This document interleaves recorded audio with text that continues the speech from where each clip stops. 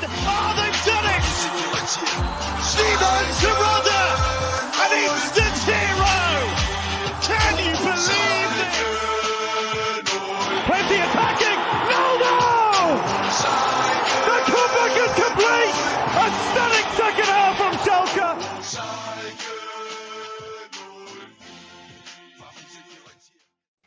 Blau und weiß sein Leben lang. Herzlich willkommen zurück auf Schalke America. Welcome back. It's been a while since the international break. Apparently Schalke is still on vacation as well. But yeah, I'm your host, Richard Carmen. Joining me on episode 184 is co-host Jack Mangan. Jack, welcome back. Back with the banging in the goals, but unfortunately not us doing that. Yeah. Leverkusen strikes again. I think we were the kind of the inaugural match for Alonso as manager of Leverkusen when he took over earlier in the season, if I'm not mistaken. I think Indeed. it was a 4-0. Indeed.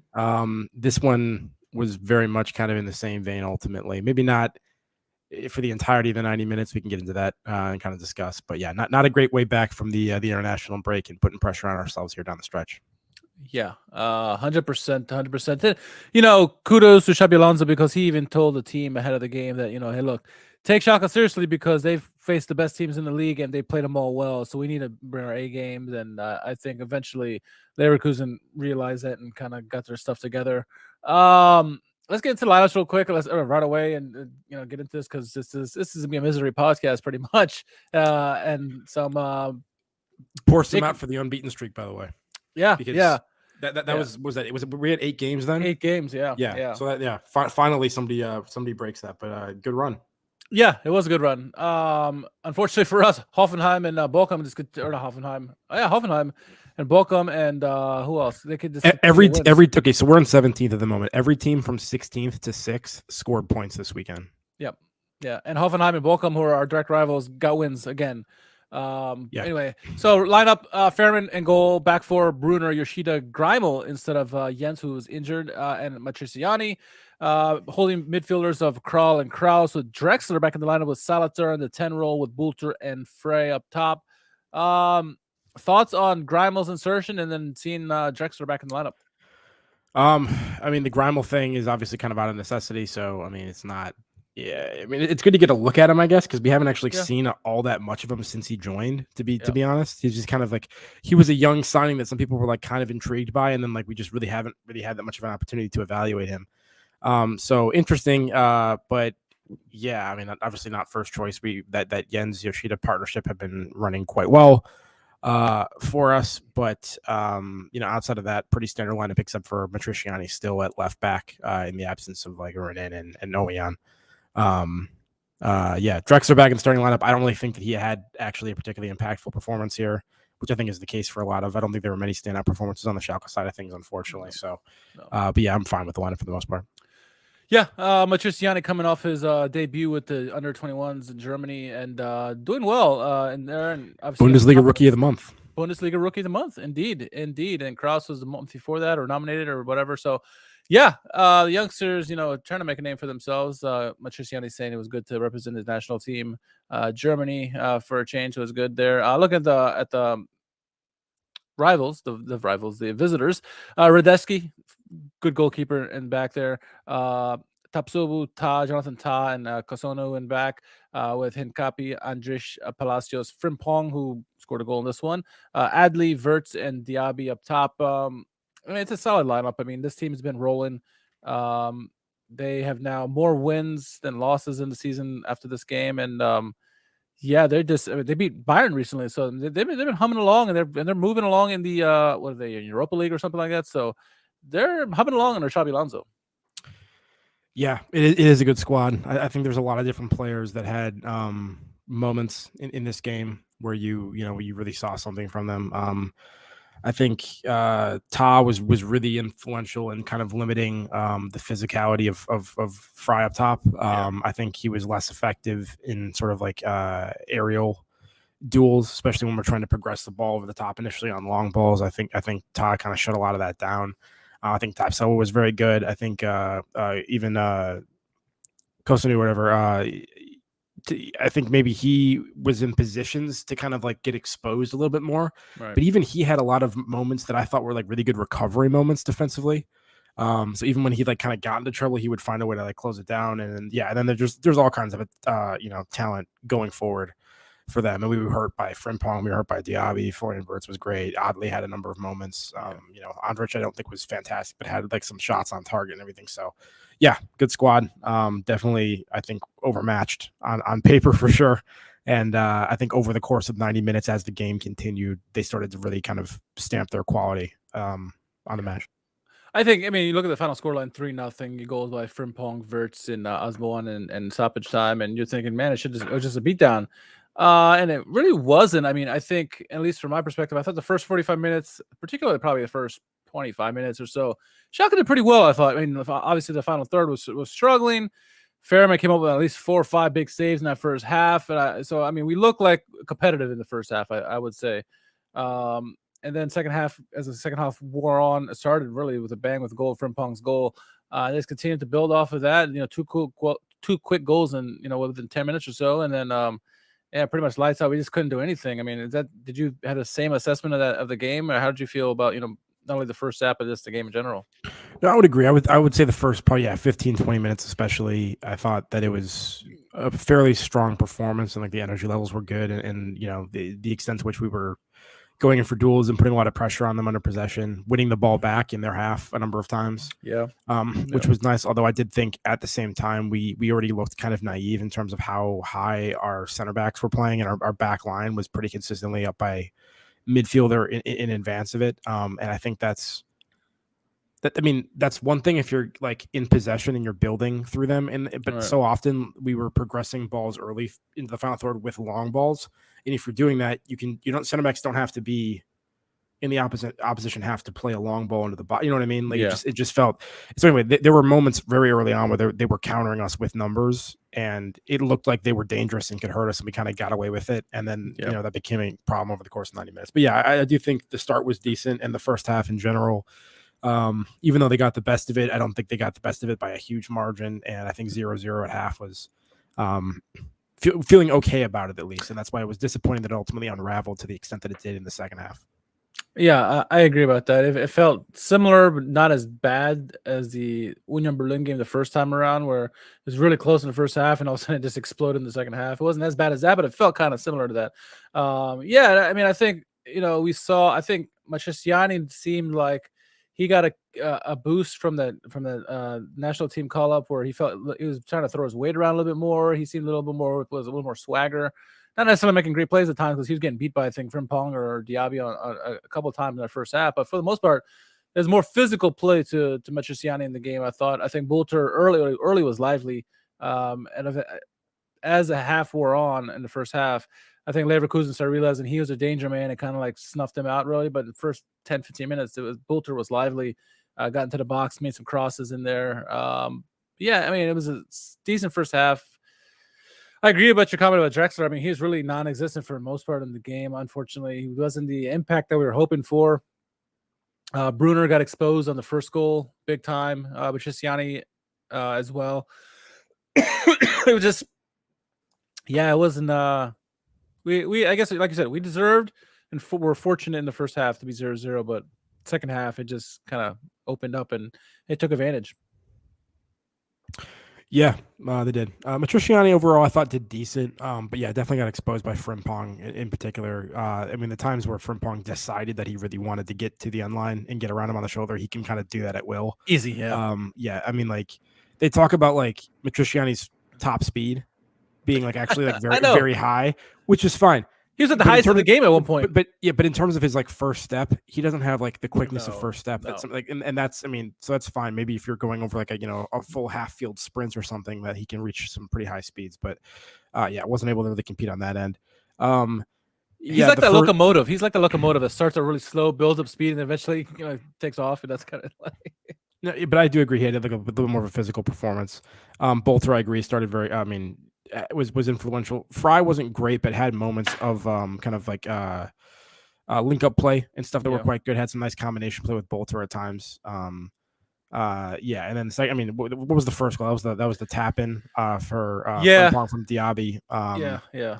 Bruner Ross just was- exposed backdoor, didn't even catch it. Both he and Matriciani missed their guys completely. I mean, Gabi and Frimpong just walked in basically. Yeah, not ideal. No. The second goal, I think you have to give a little bit more credit to Leverkusen. That was just very nicely worked. That was Florian Wirtz and I think that was maybe Diaby that he played that off of again. Yeah. Or maybe it was Adley. I forget. Could have been Adley.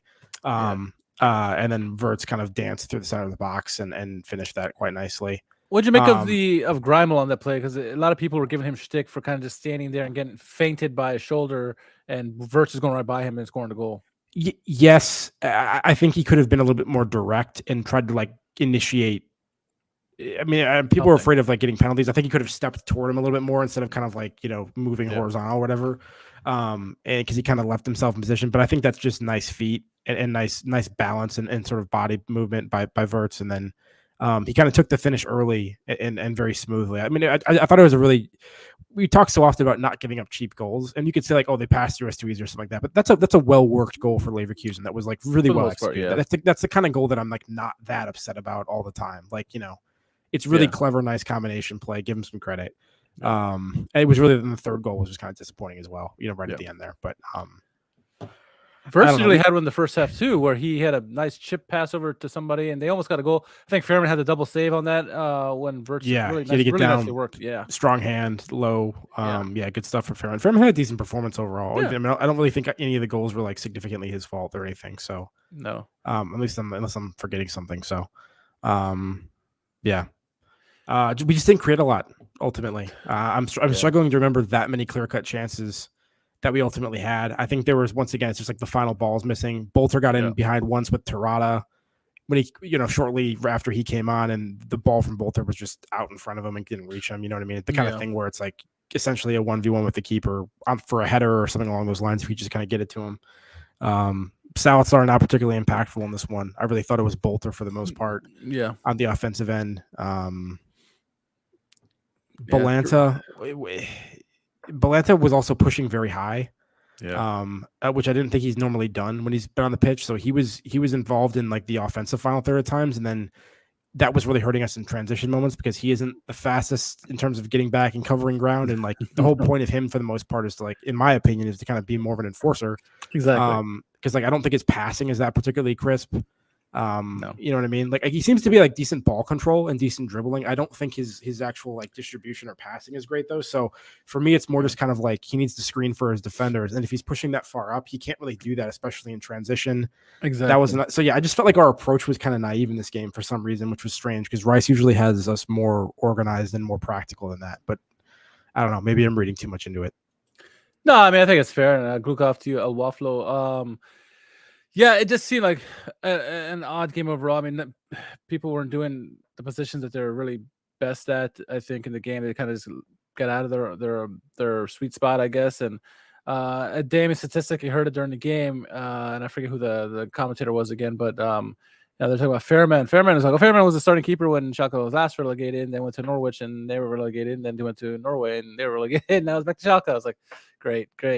Now, he is the one Schalke player on the team who's actually playing, who has that blood in him. So he needs to be playing anyway. But it just overall, like I said, the first half was decent by us, but it just as the half wore on, it was just getting worse and worse, and it puts us in a difficult situation. I mean, we're not going to put cunny bones about this. It's going to be a shorter podcast, just because the importance of the next two games are immense. They're must wins. Yeah. If we had any must wins, these were must wins, and I think it's safe to say, and feel free to argue with me, but it's safe to say if we don't win these next two games, you can kiss the survival goodbye. Yeah. No, I agree. I mean, once again, we're not likely to be mathematically done if we don't win both those games. At that point, we might still technically have a chance, but yeah, realistically, these are two opponents that are very close to us in the table. These are sort of direct relegation rivals. If we don't do that, it's very unlikely that we're going to be in a position to overcome them, even if we won out. And then you also look at who the opponents are that we'd have to win out against, and you have some significantly harder opponents and bigger names in there as well. So these are, not only more winnable games because of the quality of opposition, but they're also vital because of who the opposition is, which is once again lower table opponents. So yeah, I agree with you. Must win. Yeah. The last 3 teams are top 6 teams. It's difficult, and it doesn't help that Hoffenheim and Bochum are getting wins. Right, they both got 2 wins in the last 3 weeks each. They're getting points when they need it. I mean, we get these next 6 points that puts us automatically in 14th place, assuming Bochum doesn't get any points against Stuttgart and Hertha doesn't get a result or Hoffenheim don't get any results either. But again, like you said, we're not technically mathematically correct, but I mean, it puts us in a miracle type of situation where we have to pull results that we probably have no business pulling results just to survive, and that's going to be a hard ass. I mean, it's going to be a lot easier, not easy, but a lot easier with the 2 wins in these next 2 games, and then try to get some draws here and there or something. But man, it's not easy right now. And then go ahead. No, sorry. I was just gonna say, I mean, if we lose, for example, if we lose the next 2 games, I think at that point we're in a position where we probably don't even control our own destiny. No, right. Mathematically, 100%. So it'll be tough, for sure. Yeah, I don't even know if we win those next 2 games. We hold in our destiny, honestly. Yeah, I mean, we beat Bochum, and then they've picked up 7 from 9 possible since we beat them. You know what I mean? That's ridiculous. Yeah, not great. And Hoffenheim, like I said, Hoffenheim beat who they beat Werder Bremen or Wolfsburg this past weekend. So I mean, like Werder, I think it was. Yeah, Wolfsburg drew with somebody. Yeah. So we can't catch a break. But it's not easy. And then we have to, in one sense, start getting ready for Zweite Liga just in case, and 2, start making plans for staying at this point. You got to make 2 plans. We were in this situation before, and what's his name? Rovan Schroeder. I already forgot his name. Even last year, he was saying we weren't sure if we're going to get promoted or not. So I had to start making 2 plans, and you have to at this point because you don't know what's going to go on. One thing we do know for sure, at least, is that the man number 9 will not be with us next season, no matter what happens. Apparently, so he's just looking for a change of scenery, and I can understand it to an extent. Not getting the starting time, having a bad season overall. I hope for his sake and his career that he doesn't go back to Zweite Liga. He picks up one of the top 4 teams or something like that, and gets a chance to try to score some goals again. Who knows? Maybe it goes to Bayern. Who knows? That'd be something. But he's not gonna be with us next year's Simo Tordo, which is not necessarily bad because you got Kiki Top on the that we can get from the youth academy. Also Pieringer, who's lighting it up in the Zweite Liga. So we know he can score in the Zweite Liga if we're there, or he can bring him up in the top league wherever we are. I think both those guys maybe go to 2-striker system or something next year. But it's not too early to start thinking about the future, both for 2 divisions possibly. Yeah, look, sad, but also, when you signed Terada, you didn't expect it to be a long-term situation anyway. Yeah. Didn't expect 30 goals, and he got it.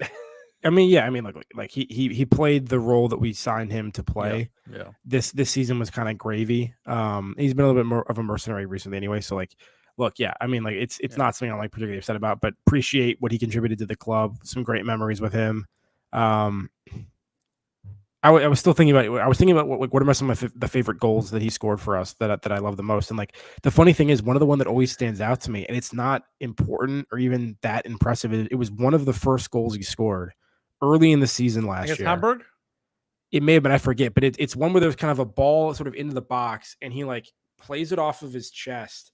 And in sort of one fluid moment, kind of turns and then almost toe pokes into the far corner. Okay. And it was just the economy of motion and how decisive that was. And he knew where the corner was and just used his body, spun his defender and finished it.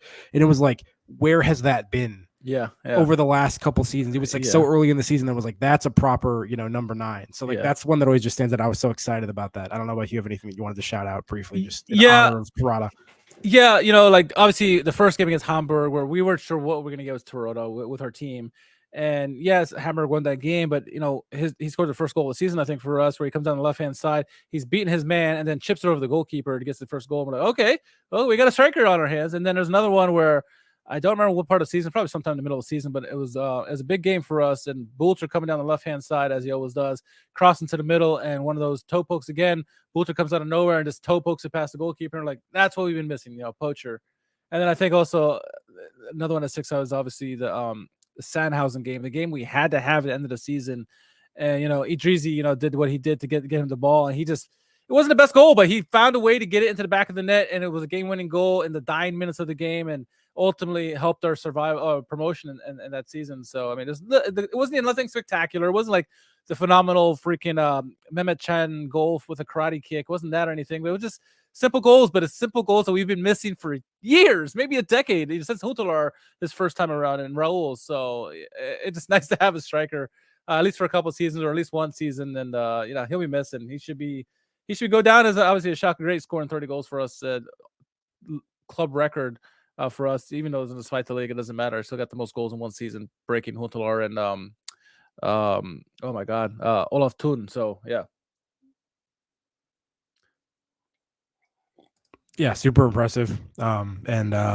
Yeah, he'll be missed.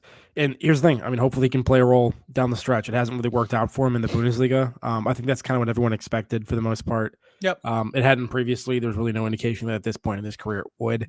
Obviously, we were hopeful just because, obviously it'd be nice for Schalke in general, but also because I think we're fans of him at this point. Like, he's kind of won us over with kind of the way he's kind of carried himself and everything since he's been here. So it would have been nice for him to have a little bit more success than he's had so far. And I hope he's able to knock in one or two more before his time in the Bundesliga is over, because this might be the last time he plays in this level.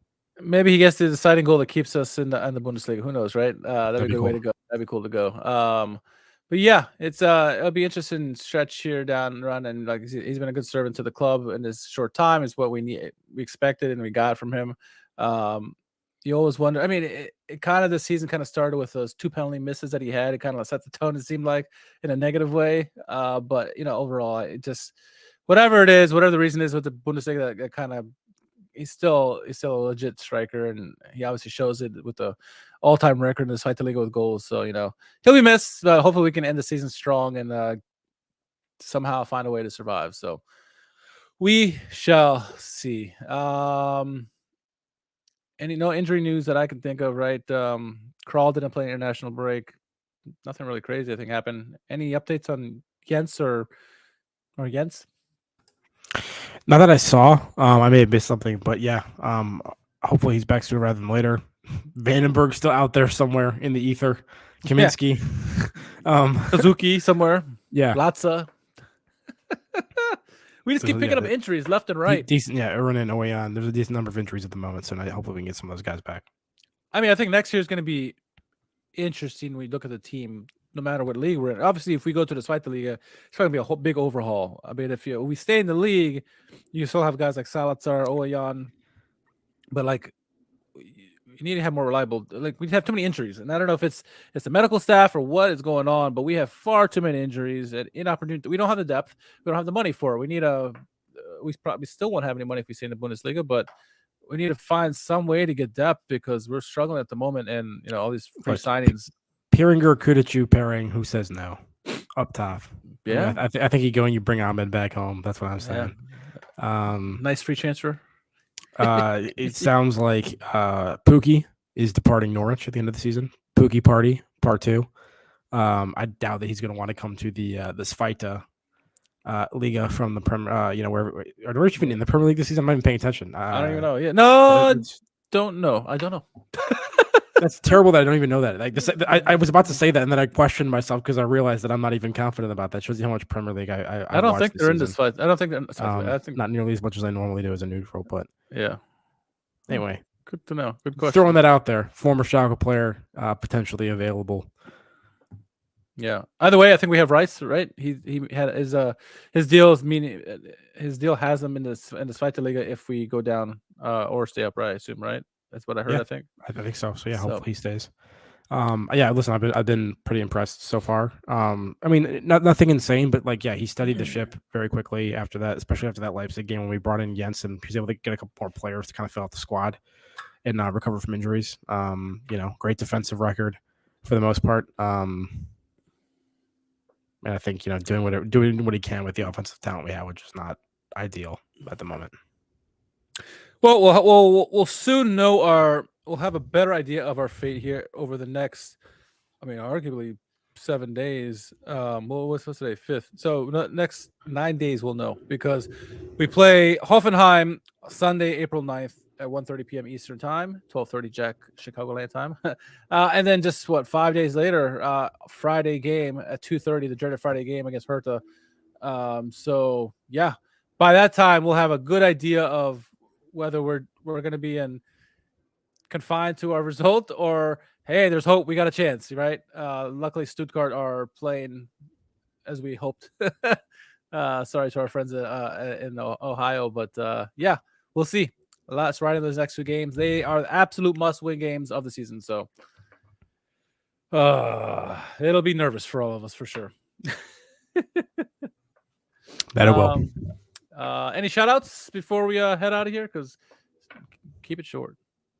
None whatsoever. Right on.